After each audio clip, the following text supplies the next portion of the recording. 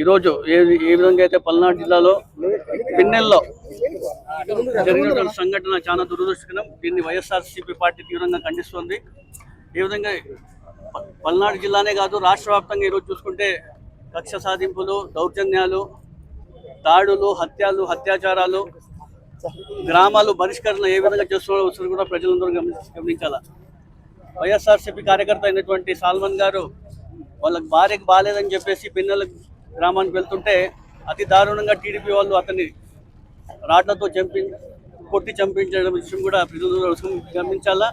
ఎంత తీవ్రమైన విషయం కూడా ప్రజలందరూ ఒకసారి గమనించాలా. ఎప్పుడు లేని విధంగా ఇంత కక్ష సాధింపులు చేస్తున్న విషయం కూడా ప్రజలు ఒకసారి గమనించాలని తెలియజేస్తున్నాను. అదేవిధంగా ఆయన అంత్యక్రియల కోసం కూడా మహేష్ రెడ్డితో పాటు కార్యకర్తలు, నాయకుల్ని పోవడానికి కూడా నిరాకరించారంటే ఎంత దౌర్భాగ్య పరిస్థితుల్లో టీడీపీ ప్రభుత్వం ఉంది, కూటమి ప్రభుత్వం ఉంది కూడా ఒకసారి గమనించాలా.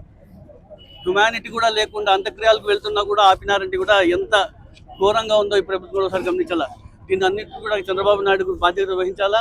ఆ చనిపోయిన కుటుంబానికి ఆర్థికంగా కానివ్వండి, వాళ్ళకి ఉద్యోగపరంగా కానివ్వండి, ప్రతి ఒక్క పరంగా కూడా వాళ్ళకి ఖచ్చితంగా సాయం అందించాలని తెలియజేసుకుంటూ, ఇలాంటి సంఘటనలు జరిగితే వైఎస్ఆర్సీపీ ఎప్పుడు కూడా ప్రశ్నించే ఎప్పుడు ఉంటుంది, నిరసన చేసే కూడా ఉంటుంది.